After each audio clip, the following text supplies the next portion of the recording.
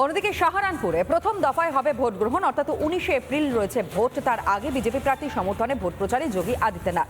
আর এই কেন্দ্রের বিজেপি প্রার্থী রাঘব লক্ষণ পাল জনসভায় মুখ্যমন্ত্রী বলেন যে এখন সাহারানপুরে দাঙ্গা নয়, কারফিউ নেই, এখন সাহারানপুরে শুধুই উন্নতি। শুনবো ঠিক কি বলেছেন মুখ্যমন্ত্রী। मुझे बहुत अच्छा लगता है जब मैं सहारनपुर आता हूं तो सहारनपुर में अब विकास हो रहा है। अब दंगा नहीं है, कर्फ्यू भी नहीं है,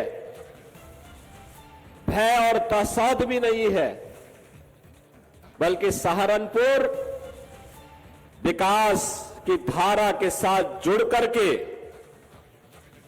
विकसित भारत की तर्ज पर विकसित उत्तर प्रदेश के सपने को साकार करने के लिए एक विकसित सहारनपुर बनाने के लिए कृत संकल्पित दिखाई दे रहा है।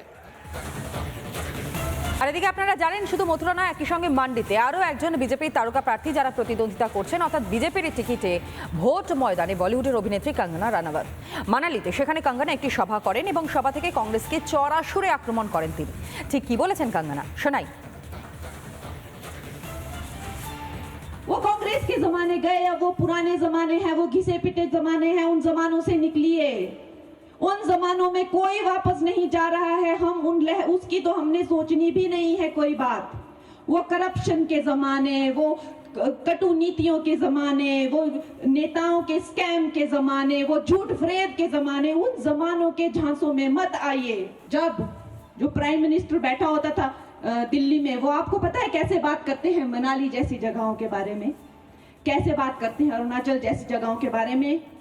वो इस तरह बात करते थे कि अवश्य ही हम यहाँ पे कोई विकास नहीं करेंगे।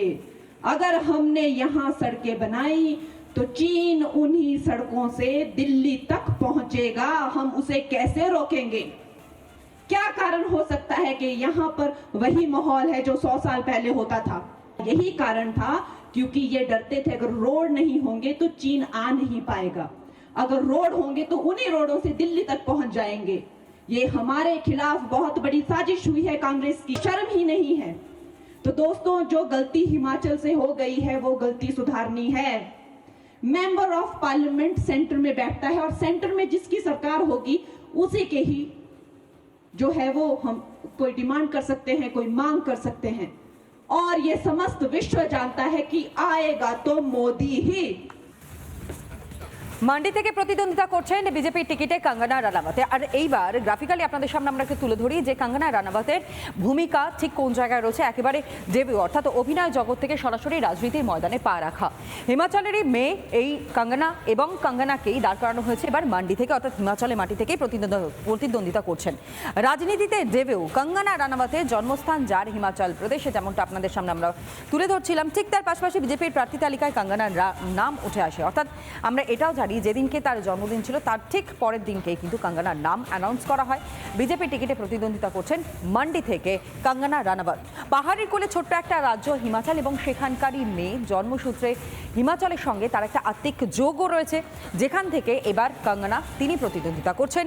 হিমাচলের মেয়েই কঙ্গনা রানাওয়াত রাজনীতিতে তার পা রাখা বিনোদনের দুনিয়া থেকে একেবারে সরাসরি রাজনীতিতে পা রেখেছেন এই কঙ্গনা, এবং তারপরেই টিকিট পেয়ে মান্ডিতে পা কঙ্গনার। বিভিন্ন জায়গায় ইতিমধ্যে নির্বাচনী প্রচারও সারছেন কঙ্গনা রানাওয়াত।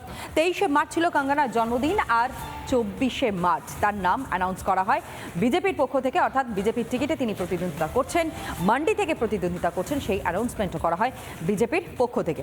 বিজেপি প্রার্থী অর্থাৎ আপনাদের সামনে পুরোটাই আমরা তুলে ধরবার চেষ্টা করলাম, কিন্তু এর সঙ্গে সঙ্গে আরও বেশ কিছু তথ্য আপনাদের সামনে তুলে ধরি। অর্থাৎ এই কঙ্গনা রানাওয়াতের সঙ্গে মান্ডির একটা যোগসূত্র রয়েছে। তবে মান্ডির ফ্যাক্টরটা ঠিক কী রয়েছে রাজনৈতিক প্রেক্ষাপটে দাঁড়িয়ে একবার দেখাই।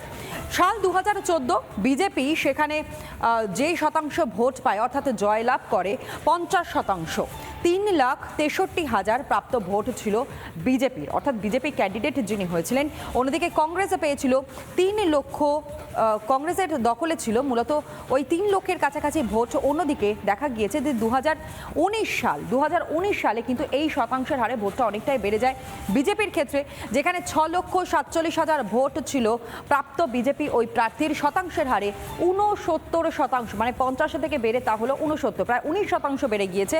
অন্যদিকে কংগ্রেসের দখলে রেখেছিল 2,42,000 ভোট, 26%, শতাংশের হারে সেই সংখ্যাটা কিন্তু ক্রমাগত কমতে শুরু করে। অন্যদিকে 2021-এর উপনির্বাচন এবং সেই নির্বাচনের ক্ষেত্রে আপনাদেরকে দেখাচ্ছি, যেখানে বিজেপি 3,57,000 ভোট পেয়েছিল এই মান্ডি থেকে, অন্যদিকে কংগ্রেস পেয়েছিল 3,66,000 ভোট, অর্থাৎ একেবারে জোর টক্কর হয়েছে এই মান্ডিতে। আর সেই মান্ডি থেকেই এবার বলিউডের তারকা কঙ্গনা রানাওয়াত তিনি বিজেপির টিকিটে প্রতিদ্বন্দ্বিতা করছেন। সুতরাং জয়ের ব্যাপারে তিনিও কিন্তু 100% আত্মবিশ্বাসী। অন্যদিকে আপনাদেরকে আরও জানাই যে বিভিন্ন জায়গায় যেভাবে নির্বাচনী প্রচারে প্রার্থীরা রয়েছেন, ঠিক তার পাশাপাশি যারা তারকা প্রার্থী রয়েছেন তাদের কথাই এবার একটু আসা যাক। মুখে স্মিত হাসি, হাতে ফসলের গাঁটি আর বাঁ হাতে ধরে কাস্তে সম্প্রতি নিজের লোকসভা কেন্দ্র মথুরায় গিয়ে এভাবেই ধরা দিলেন বলিউডের ড্রিম গার্ল হেমা মালিনী। মনে করুন আপনি মাঠে ফসল কাটছেন, প্রচন্ড ব্যস্ত কাজে হঠাৎ পাশে এসে দাঁড়ালেন হেমা মালিনী। স্বপ্নে নয়, একেবারে বাস্তবে পাশে এলেন ড্রিম গার্ল। অবাক হয়ে যাবেন তো, এমনই হাল হয়েছিল মাঠে কর্মরত মহিলাদেরও। একজন সুপারস্টার, আপনার সাংসদ, কাটছেন ফসল। মথুরার দুবারের সাংসদ তথা বিজেপি প্রার্থী হেমা মালিনী প্রচারে বেরিয়ে এভাবেই করলেন জনসংযোগ। আর সেই ভিডিও ভাইরাল হতে সময় নেয়নি। হেমা মালিনী মথুরা কেন্দ্রে হ্যাট্রিক করতে মরিয়া। প্রধানমন্ত্রী নরেন্দ্র মোদী, উত্তরপ্রদেশের মুখ্যমন্ত্রী যোগী আদিত্যনাথের কাজেই ভরসা রয়েছে তার। ফলে এবারেও যে তিনি সহজেই প্রতিপক্ষকে কুপকাত করতে পারবেন সেই বিশ্বাসও অটুট হেমা মালিনী।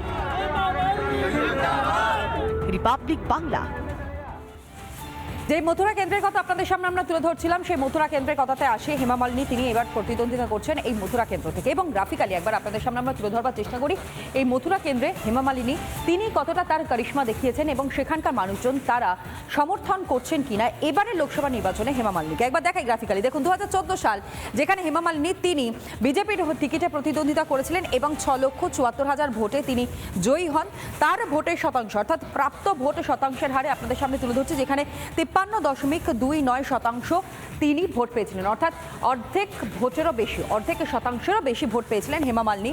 এবং অন্যদিকে তার বিপরীতে ছিলেন জয়ন্ত চৌধুরী, যার আরএলডি নেতা, এবং তার প্রাপ্ত ভোট ছিল 1,43,000, অর্থাৎ শতাংশের হারটা আপনাদের সামনে তুলে ধরছি 22.62%। মথুরায় কার্যত হ্যাট্রিক করেছেন হেমা মালিনী, এবং সেটাই আপনাদের সামনে আমরা তুলে ধরলাম। 2019 সালেরটাও আপনাদের সামনে আমরা তুলে ধরছি। সুতরাং 2024 সাল, যেটা অত্যন্ত গুরুত্বপূর্ণ হয়ে দাঁড়াচ্ছে এই মথুরা কেন্দ্র থেকে হেমা মালিনী জিতে আসা একটা বড় প্রেস্টিজ ইস্যু এক্ষেত্রেও বিজেপির কাছে।